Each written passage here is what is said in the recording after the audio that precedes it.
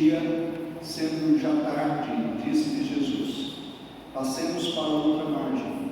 E eles, despedindo a multidão, o levaram assim como estava no barco, e outros barcos o seguiam.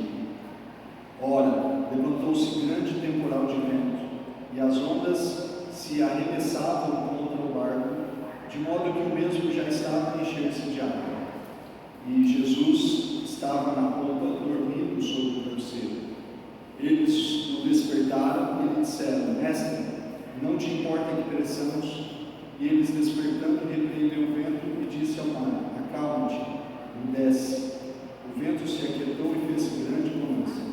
Então lhes disse: por que sois assim tímidos? Como é que não tendes fé? E eles, possuídos de grande temor, diziam uns aos outros: quem é este, que até o vento e o mar lhe obedecem? Amém, irmãos? Eu vou fazer uma afirmação que tenha por certo que essa afirmação eu não gostaria de fazer, nem para a minha vida, nem para a sua, mas é uma afirmativa que faz parte da realidade das nossas vidas. Ou você já enfrentou, está enfrentando ou enfrentará tempestades na sua vida. Tempestades. Nós não temos para onde correr. Mais cedo ou mais tarde, as tempestades baterão contra a porta da nossa casa. Mais cedo ou mais tarde. Lembra do Sermão do Monte, quando Jesus ele conta de dois homens, um sábio e um insensato. Um construiu a sua casa sobre a areia e o outro construiu a sua casa sobre a rocha. Um temente a Deus e o outro não temente a Deus. E aí Jesus ele diz o seguinte: que vieram as tempestades, vieram os ventos, bateram com ímpeto contra as duas casas. Uma desabou porque foram construídas sobre a areia, e outra permaneceu de pé porque foram construídas sobre a rocha. E ele acrescenta: essa rocha é a minha palavra. Aquele que vive debaixo da minha palavra, ele está com a casa construída sobre a rocha. Mas observe, as tempestades vieram sobre as duas casas, tanto a casa do crente como a casa do não crente. Uma hora ou outra, a tempestade vai bater na porta de ambas. Por que é importante a gente falar sobre isso? É importante a gente falar sobre isso, queridos, porque Jesus ele disse: no mundo tereis aflições, mas tem de bom ânimo, eu venci o mundo. O livro de Gênesis fala que por causa do pecado, a terra haveria de ser um lugar espinhento, que iria produzir cardos e abrolhos. Ou seja, o mundo não é um lugar fácil da gente viver. Querendo ou não, mais cedo ou mais tarde, as tempestades batem contra a nossa casa, vão bater na porta da sua casa. E aí, queridos, nós precisamos entender esses contextos. Primeiramente, a gente precisa entender que as tempestades surgem sem aviso, surgem sem avisar. As tempestades, elas não mandam recado, elas simplesmente aparecem. De repente você está no meio de um temporal e você, eu me lembro um dia que eu estava andando de bicicleta aqui nessa rodovia que vem de 22 para cá, para a Nação de Minas. Foi alguns anos atrás, eu ainda era atleta e estava andando de bike, e aí era tarde. Falei para ele: nada, eu vou dar uma volta, talvez eu vá até a minha entrada de Aparecida de Minas e volte. Estava tudo tranquilo, o tempo estava relativamente bom, e eu vi, no que eu voltei, queridos, eu olhei para frente e falei: meu Deus do céu, apareci de repente. Eu me lembro que eu me escondi, pedi abrigo numa fazenda de um pessoal que eu nunca mais vi na vida, e veio uma tempestade muito forte. Ou seja, ela surge sem dar aviso. Segunda característica da tempestade é que ela é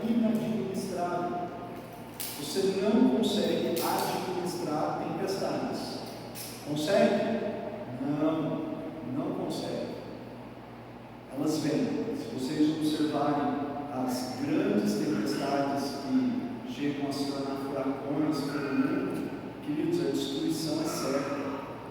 Elas são muito administradas. Então as tempestades, quando batem nas nossas vidas, elas são difíceis e às vezes nós não temos nenhum controle sobre elas.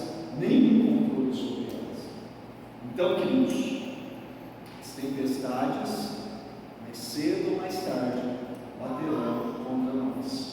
Vamos olhar para o nosso texto. Observe o que está acontecendo aqui, tá? Naquele dia, já sendo tarde, disse-lhe Jesus: passemos para a outra margem. E eles, despedindo a multidão, o levaram assim como estava no barco, e outros barcos o seguiram. Ora, levantou-se grande temporal de vento, e as ondas arremessavam contra o barco, de modo que o mesmo já estava a encher-se de água. Uma das coisas que esse texto vai nos mostrar, queridos, e talvez seja uma das questões mais importantes da gente entender nesse texto aqui, tá? É que a gente precisa aprender a conciliar obediência a Deus e tempestade. Obediência a Deus e tempos de tempestades caminham juntos. Por que eu estou dizendo isso? Eles estavam passando pela tempestade, não porque estavam em desobediência a Deus, mas eles estavam passando pela tempestade justamente porque eles estavam obedecendo uma palavra de Cristo. Cristo chama-os a atravessar do outro lado, e nessa travessia, em obediência a uma palavra de Cristo, eles estão passando por tempestades. Por que eu digo que talvez esse seja um dos aspectos importantes para a gente entender esse texto? Porque hoje tem uma teologia, nós já falamos sobre ela aqui, que é chamada teologia da prosperidade. E essa teologia, ela diz que se você servir a Deus, se você viver uma vida de obediência, os seus problemas estarão resolvidos nesse mundo. Você não vai adoecer, você não vai ter problema financeiro. É como se você fosse viver o céu na terra. Tudo na sua vida vai começar a dar certo da noite para o dia. E a gente ouve os testemunhos, às vezes na televisão, de pessoas que dizem isso. Olha, depois que eu vim para essa igreja, eles não falam depois que eu comecei a seguir a Cristo. Depois que eu vim para essa igreja, eu comecei a exercer minha fé, a minha vida mudou, da noite para o dia. Eu estava com uma dívida enorme no banco, de repente apareceu 500 mil reais que eu não sei de onde, eu paguei minhas contas, já comprei casa. Queridos, não é assim. Não é assim que as coisas funcionam. A grande verdade, queridos, é que vida com Deus não nos isenta de passar por tempos difíceis, crises, por enfermidades. O filho do crente, ele adoece, o crente pega gripe, crente tem câncer, crente opera, crente tem problemas emocionais. Senão eu estava conversando com uma mulher e ela falou: pastor, estou com sérios problemas emocionais. E ela é de uma igreja pentecostal que leva isso para o lado espiritual, né? Que não pode ter problemas emocionais. Eu disse: vá tomar remédio, meu filho. Problemas emocionais existem. Toma Paxil, toma quetiapina, para você poder dormir, para você poder descansar. E a mulher está passando muito mal por conta das suas questões emocionais e tentando vencê-las e vencendo pelo caminho errado. Então, é importante a gente entender isso. Os cristãos passam por problemas financeiros, os cristãos passam por decepções na vida, problemas na empresa, problemas no trabalho. Cristãos sofrem como os não cristãos.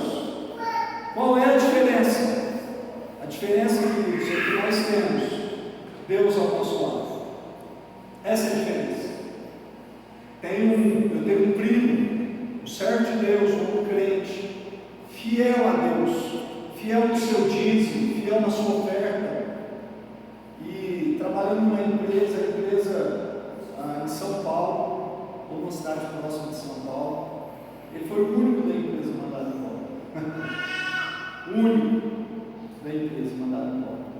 Continua servo de Deus, fiel do mesmo jeito. Porque a primeira coisa que a gente precisa aprender, queridos, é que a nossa relação com Deus não é por conta das coisas que Ele nos dá. Nós nos relacionamos com Deus por aquilo que Deus é. Você consegue entender isso? Você precisa se relacionar com Deus não por aquilo que Ele faz, mas por aquilo que Ele é. Se não for assim, a sua relação com Deus é uma relação adoecida, é uma relação doente, queridos. A nossa relação com Deus é por aquilo que Ele é. Deus, Criador dos céus e da terra, o único Deus que merece o nosso louvor e a nossa adoração.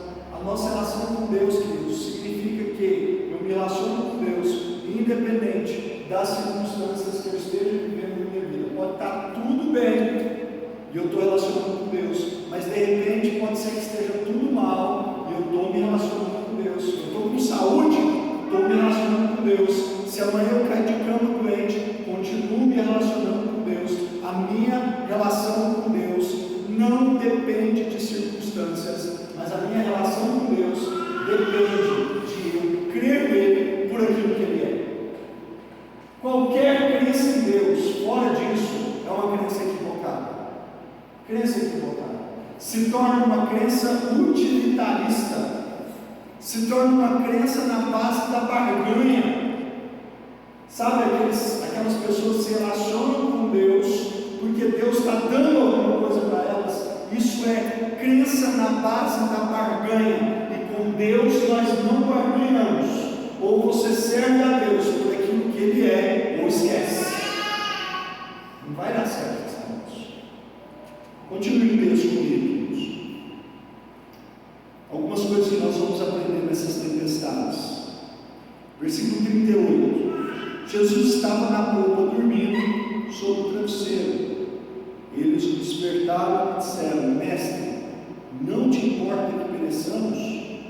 E ele, despertando, repreendeu o vento e disse ao mar: Acalma-te, emudece. O vento se aquietou e fez-se grande bonança. Olha que interessante, queridos. Esse texto vai mostrar para nós aquilo que a teologia chama das duas naturezas de Cristo Jesus. O único ser que já viveu nesse mundo em duas naturezas: a natureza divina e a natureza humana. E esse talvez seja o melhor texto para mostrar isso, essas duas naturezas. Deus é 100% homem, Jesus é 100% homem e Jesus é 100% Deus. Isso é irreconciliável para nós. Mas a teologia entende que essas duas naturezas compunham Cristo, faziam parte de Cristo Jesus. Onde está a natureza humana? Em um Jesus que cansado de um dia de pregação, um dia de doutrinamento, um dia de milagres, se deita na beiradinha do barco, na boca do barco e dorme. E dorme pesado porque estava extremamente cansado, provavelmente exausto. O homem que se cansa. O homem que se cansa. A Bíblia chama a teologia chama esse estado de Cristo de estado de humilhação de Cristo. Sabia? O fato de Cristo ter vindo a esse mundo faz parte do estado de humilhação de Cristo. Por quê? Porque Ele deixa todo o esplendor da sua glória e Ele vem a esse mundo viver como homem. E como homem Ele se cansa. Como homem Ele se fadiga. Como homem Ele se sente cansado. O Criador do universo se cansa e dorme. Porém, queridos, Ele é procurado. E Ele se levanta. E aí Ele se levanta não apenas como homem, mas aí Ele manifesta a sua natureza divina. Sabe por quê, queridos? Porque Ele faz uma tempestade se acalmar com o poder da sua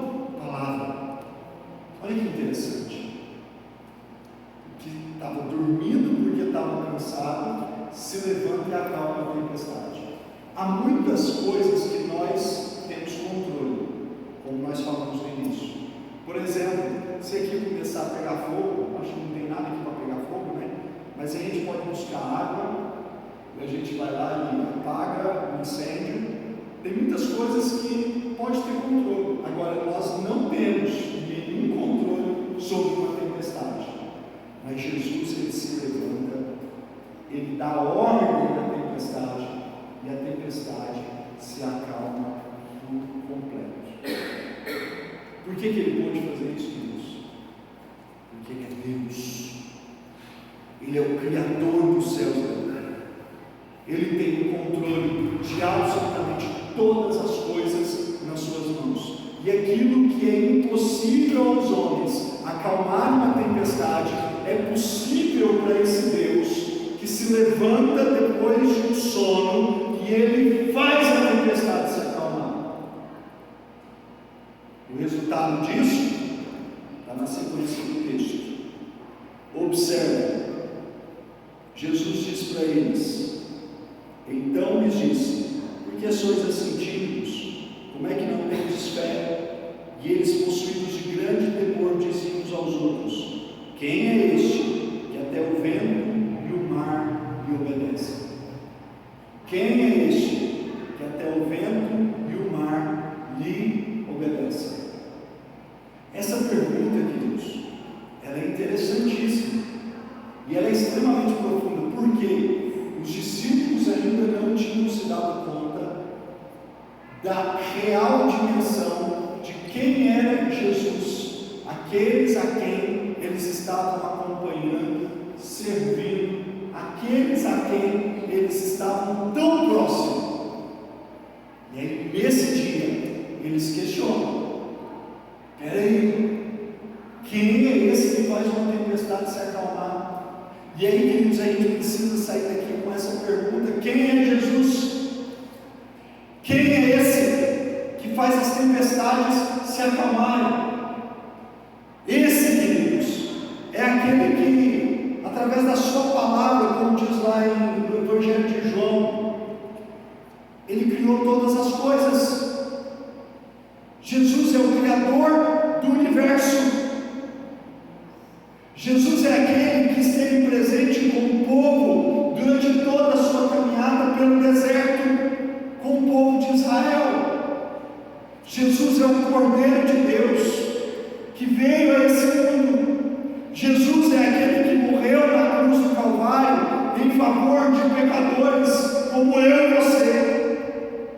Jesus é aquele que faz o morto se levantar depois de 3 dias na cova. Jesus é aquele que tem poder de transformar água em vinho. Jesus é aquele que tem poder sobre a morte, e ele ressuscita dos mortos. E a Bíblia diz que ele foi para junto do Pai, e um dia ele voltará para nos buscar. E quando ele voltar, ele não voltará mais como um cordeiro, mas ele voltará assentado num cavalo branco, como um general de guerra, e ele haverá de julgar povos e nações, como diz lá em Apocalipse. Jesus é o mesmo ontem, hoje e será eternamente. Ele é o Rei dos reis e Senhor dos senhores. Quem é Jesus para você? Essa pergunta precisa ser respondida com muita honestidade nessa noite. Essa foi a pergunta deles, dos discípulos: quem é este que até o vento e o mar lhe obedecem? Sabe por que é tão importante fazer essa pergunta? Quem é Jesus para mim? Porque talvez Jesus seja apenas um nome que você tenha algum respeito em alguma circunstância da sua vida, mas ele ainda não é Senhor da sua vida e Senhor da sua história. Qual é o lugar que Cristo ocupa na sua vida? Qual é o lugar de Jesus na sua história? Ele já é rei, ele já assumiu governo sobre a sua vida.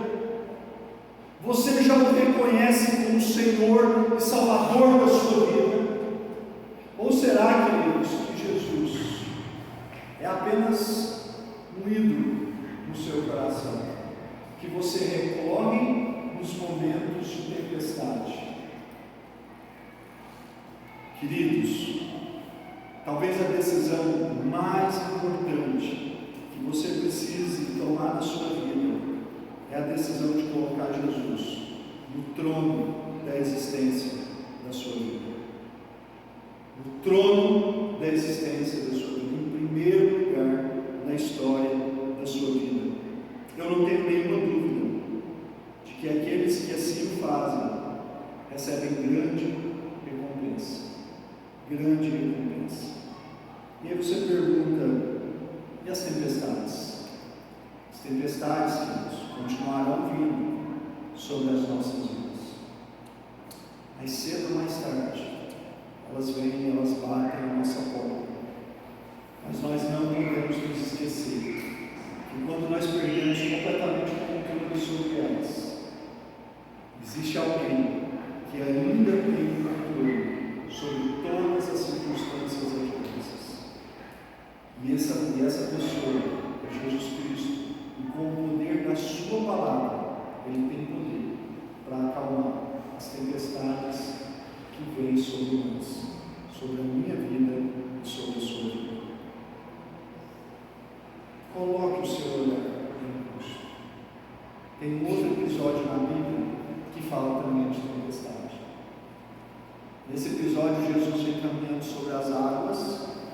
Os discípulos estão passando por um grande perigo por conta de tempestade. Pedro, mais atrevido de todos, desce do barco e ele começa a caminhar rumo a Cristo. E diz o texto que enquanto Pedro olhava para Cristo, ele caminhava. De repente ele tira os olhos e começa a olhar para as ondas. Ele treme de medo por conta das ondas.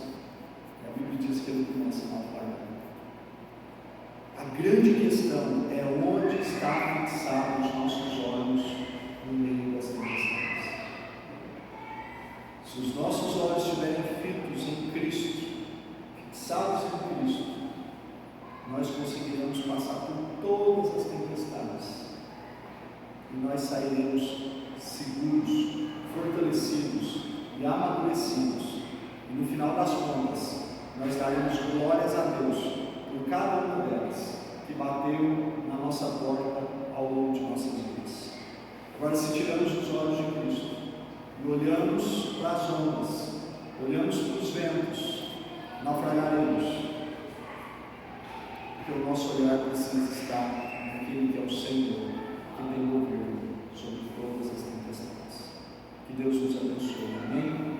Que Deus nos fortaleça e que em meio às nossas lutas nós possamos encontrar paz. Paz. Não a paz que o mundo oferece, mas a paz daquele que é Senhor, que tem governo sobre todas as coisas. Jesus Cristo, o nosso único e suficiente Salvador. Amém? A Ele toda a honra, a Ele toda a glória. Vamos lá. Pai, eu te louvo, porque em meio às nossas lutas, em meio às tempestades que batem à nossa porta, em meio às confusões que vêm sobre nós, nós temos a certeza do socorro, do auxílio e do cuidado do Senhor sobre as nossas vidas.